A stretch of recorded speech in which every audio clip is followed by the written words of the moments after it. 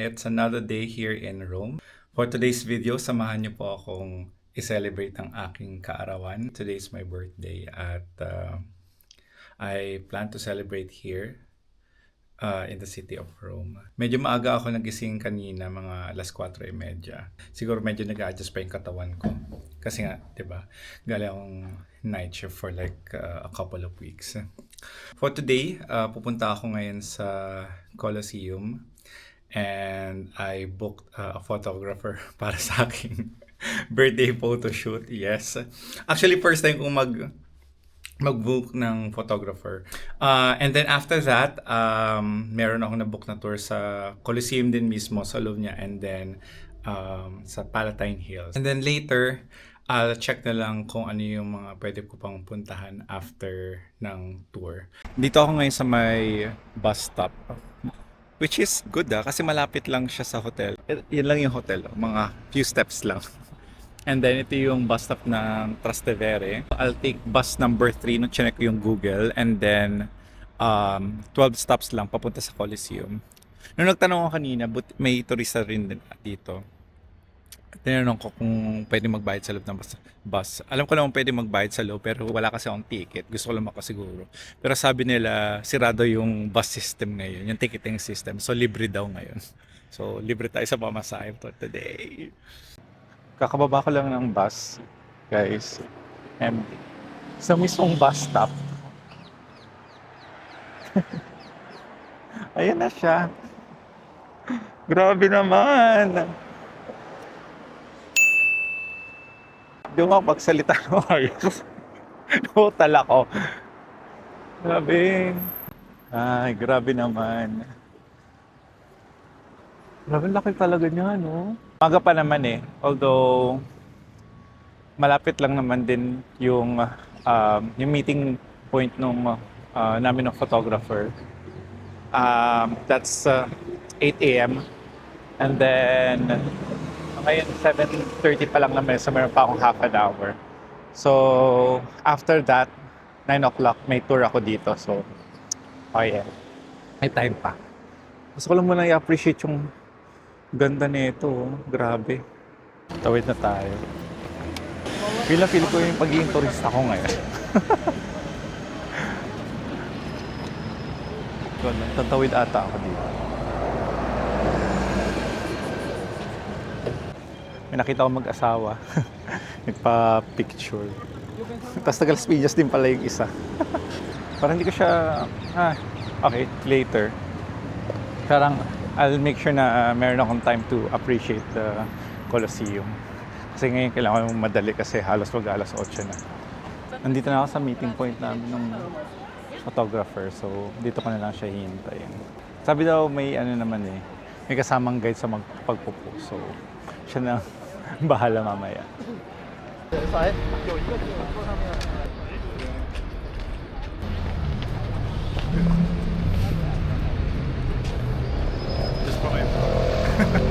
Ang saya ng shoot. Tsaka ang bait pa ng photographer. Chika-chika pa kami. Dapat siya, dapat 30 minutes lang yung shoot. Pero naging 45 minutes. So, very mabait naman. Binigyan pa ako ng extra videos sa my Colosseum. Galing approve. At ngayon papunta naman ako dun sa meeting point naman for the tour. Tour siya dito. Papasok sa loob. And then Palatine Hills. Ayan. Kita ko kanina, sobrang haba nung pila. So kung wala ka talagang ticket, pipila ka talaga ng mahaba. Nag-start na yung tour namin. It's quite a small group. Well, it will include the Colosseum, Roman Forum, and the Palatine Hills. So tatlo yung pupuntahan natin for today. So that's my group in front of me. Ayan. And that's the Colosseum. Pero sabi Colosseum daw yung pinakahuli namin papasukin. And kung dito ko nakikita, sobrang dami ng tao. Tsaka sabi, high season daw, yung October. Because of the weather. And also Jubilee year kasi ngayon, 2025.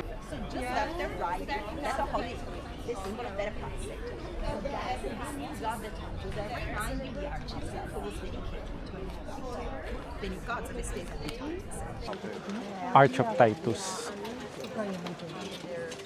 Na-enjoy ko talaga sa mga walking tours is yung kwento behind the landmark. Diba? Kasi ako minsan nasanay lang talaga ako na puro visuals but pag nilagay mo ng kwento, nag-make sense, di ba? Na mas na-appreciate mo siya because of the story behind it. Papunta naman tayo sa may Roman forums. Halos magkakalapit lang pala sila. Is it cheaper to come here and still the columns are there to get the white part?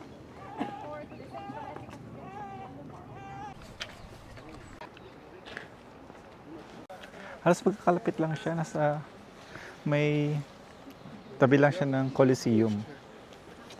Ayan.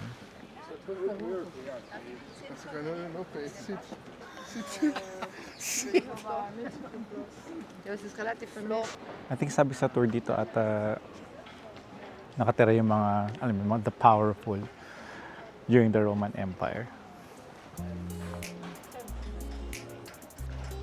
Grabe naman. Galing. Knowing na nag-exist siya like thousands of years ago. Grabe.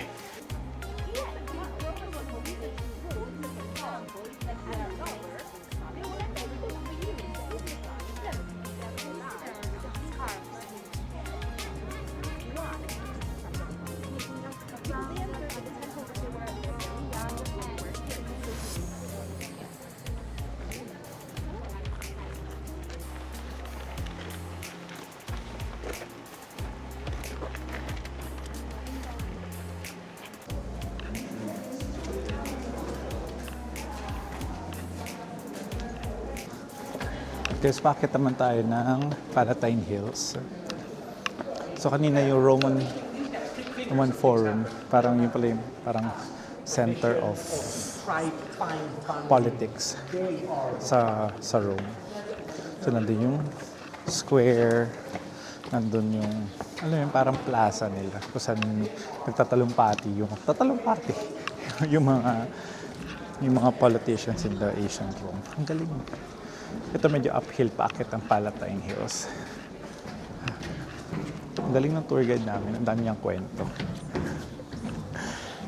Nagutom na ako. Siguro later, uwi muna ako. Papalit ng damit and then we'll go for lunch. So, pero after nito, after ng Palatine Hills, last yung papuntang Colosseum. So, papasok pa kami. Hopefully may energy pa ako. Hindi pa nagbe-breakfast. Dito na kami sa may tuktok talaga. Sa may pinakataas na point ng Palatine Hills.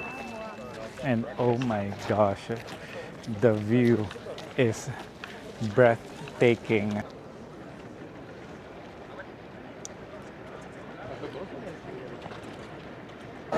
Finally guys, nandito na tayo sa loob ng Colosseum. Ang haba ng pila kanina. Grabe naman, haba ng pila sa may labas, tapos ilang beses check yung ticket and passport. But finally, nandito tayo sa loob ng Colosseum.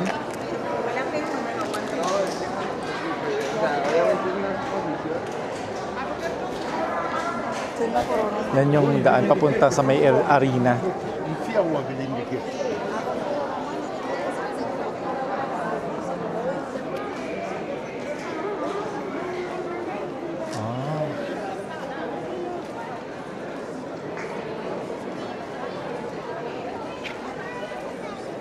Daming tao. Grabe naman. Gusto ko lumapit sa may arena. The scenographies, the costumes, the weapons. So everything took place on the front, the top. Guys, ito daw yung loser's door. Ito. Kapag sa gladiatorial fights, kapag natalo, dito yung exit. Tapos sa harap, doon naman yung mga nananalo. So pag binaybay mo yung loser's door, yung pathway from the loser's door, it will take you to the center of the arena. Ayan na!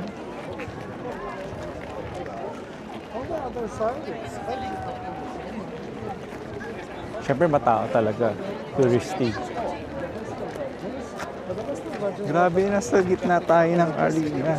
Nasa gitna tayo ng Colosseum. Coliseum lang.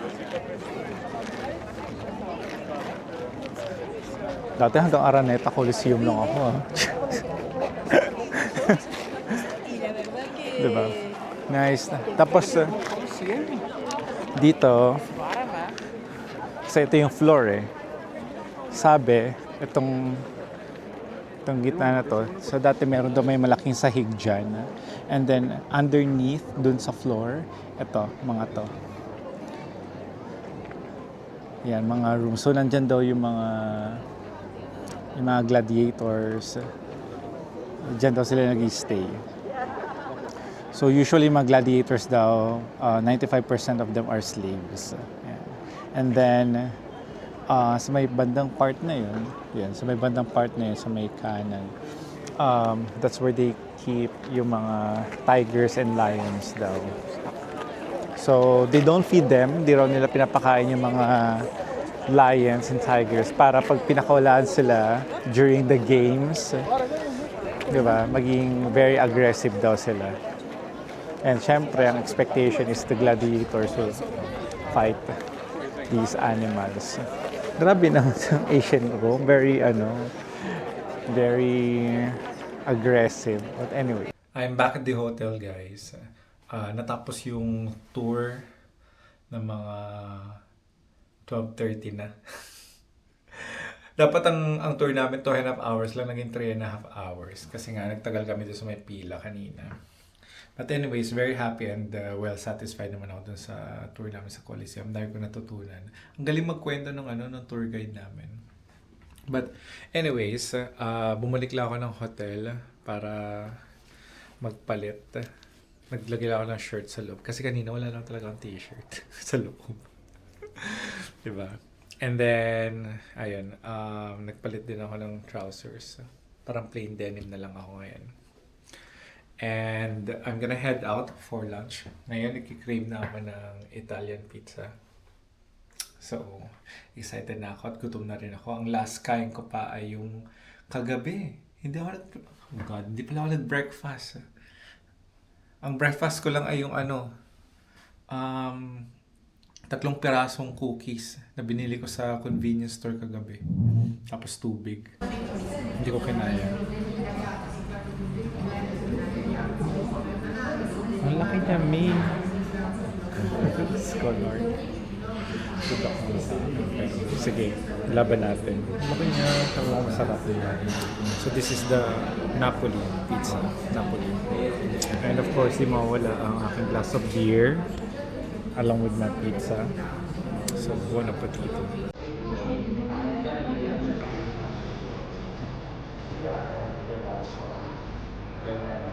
Slice. Grabe. Hindi ko ma-imagine na ubus ko pala siya.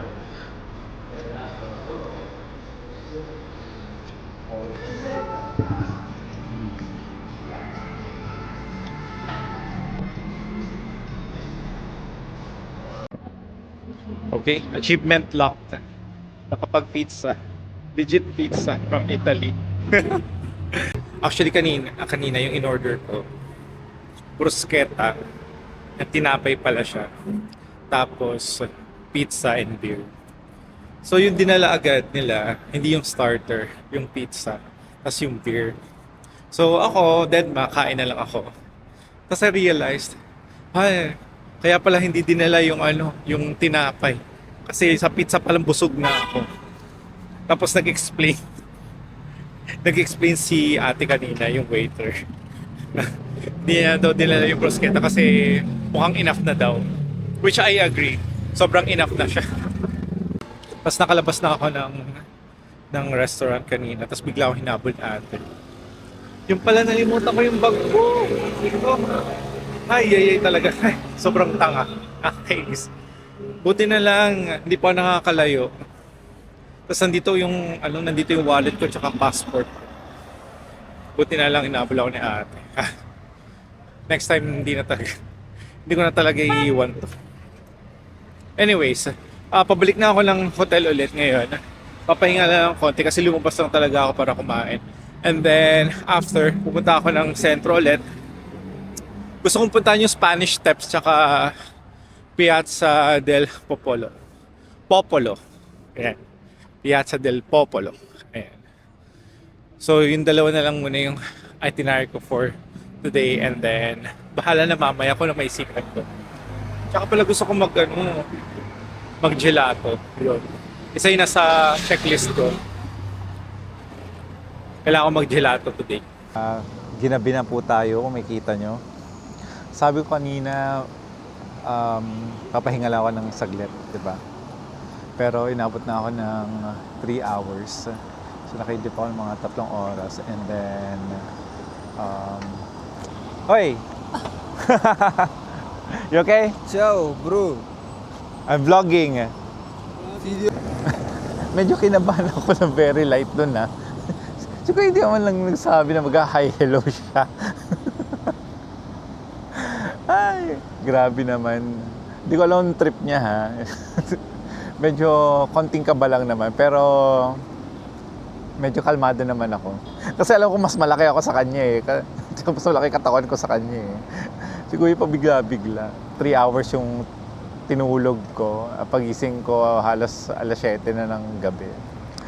And anyway, so sabi ko kanina pupunta ako ng Piazza del Popolo, pero sabi ko bukas na lang kasi medyo malayo-layo siya dito. So I just thought of going to the Spanish Steps ngayong gabi para gusto ko lang siyang makita ng hating gabi. And then siguro tatambay lang ako doon. And then one of my goals for tonight is to have gelato sa Spanish Steps. So tingnan natin kung ma-achieve ko siya. I'm just waiting for the bus. Sabi mga 4 minutes pa. Nandun lang yung bus station. And share ko lang yung view sa harap ko. Yun ang maganda dito. Yung paglalakad-lakad ka lang, may libreng sightseeing. Hindi mo na kailangang mag-book ng mga tour. So you get to see these amazing buildings. Ayan. Diba?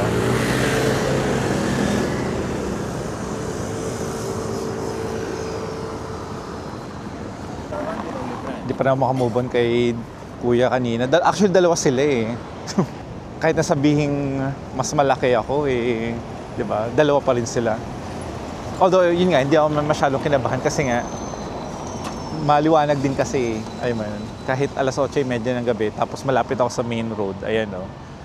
Tapos marami pang ilaw. So, hindi ako takot kanina na, alam mo yun, manakawan o mabugbog kasi maraming tao. So, ayan. Medyo alert na talaga next time. Pili ko malapit-lapit na tayo sa may Spanish Steps, sabi sa Google Maps. Tapos, share ko lang, may inadaan na pala akong souvenir shop. So, bumili ako ng tcharan! Tote bag. Roma. Ayan. 8 euros lang siya, fairness. Tapos, syempre, I bought, then, kailangan mandatory. Ayan. Isang ano lang, fridge magnet para sa collection ko. Tsaka, ayan, keychain. Ayan, galing may ikot. So, 11 euros lang total yung lahat. So, 8 euros yung yung bag. Tapos, 3 euros lang ito sa dalawa. Mura lang siya, ha? Kasi sa ibang mga mga tourist destination, isang fridge magnet, 3 euros, 4 euros na agad, di ba? Eh, yung dalawa, 3 euros, parang pumapatak na 1.50 euro lang, di ba? Ito na pala, guys. Oh. Spanish Steps. Kaya tinatawag din itong area na ito na Piazza de España. Hindi masyadong maraming tao, ha. Parang sakto lang, hindi super crowded. Tapos may fountain sa may harap.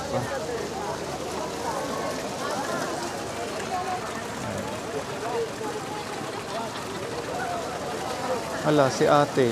Lumapit talaga. Yung fountain niya may ano, bangka. Na parang nakalubog sa tubig. Yun. Tapos nasa harap lang siya na mismo mga ano, nung hagdan mismo. So I think I'm gonna spend like good 15-20 minutes here. Tapos siguro maghahanap ako ng ano, ng gelato. And then siguro doon ako tatambay. Hanggang pauwi na rin later. Or I don't know, let's see. Kung ano yung ano. Kasi buhay na buhay yung area. Maraming ilaw, maraming tao. Alas 9 na ng gabi Sa bagay, ganoon naman talaga siguro kapag nasa sentro ka ng tourist destination. Diba? Kanina nagsaset up ako ng camera para mag-selfie. Tapos merong Asian guy na lumapit sa akin. I'm not sure kung Chinese siya or Korean. Tapos they need help. Tapos syempre, alam ko, kasi feeling ko talaga marunong siya mag-picture Tapos kinunan niya ako ng pictures dito sa my stairs. Tapos ang ganda, ang galing niya kumuha. Try natin umawar dito. Diba? O diba? Pak!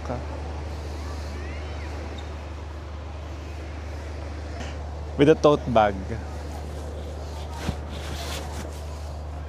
O diba?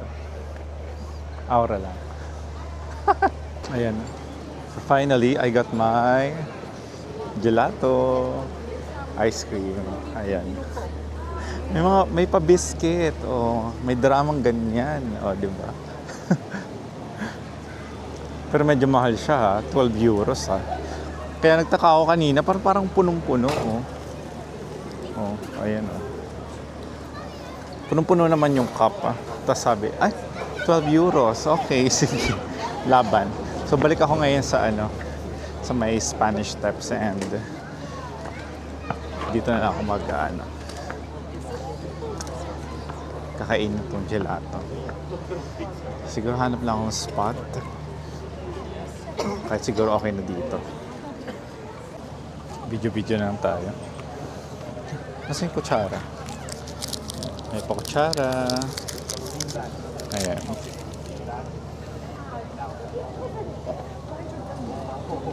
So, cheers sa lahat ng may birthday ngayon. At sa lahat ng may birthday ng October. Cheers!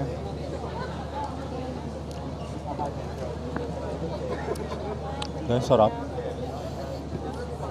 Favorite ko talaga pistachio. And then, cookies and cream. Pagdating sa mga ice cream, pistachio and cookies and cream. Tikmo ko yung biscuit nila.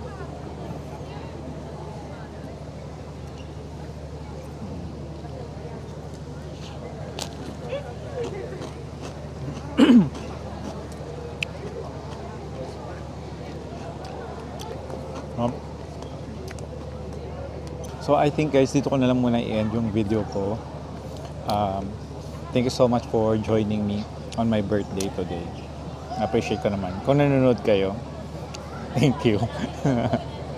Diba? And I'm happy to share this day with you guys. Diba? Gusto lang i-kwento at i-share ko ano yung nangyari sa akin dito on my very special day. So, see you soon and please like and subscribe. Bye!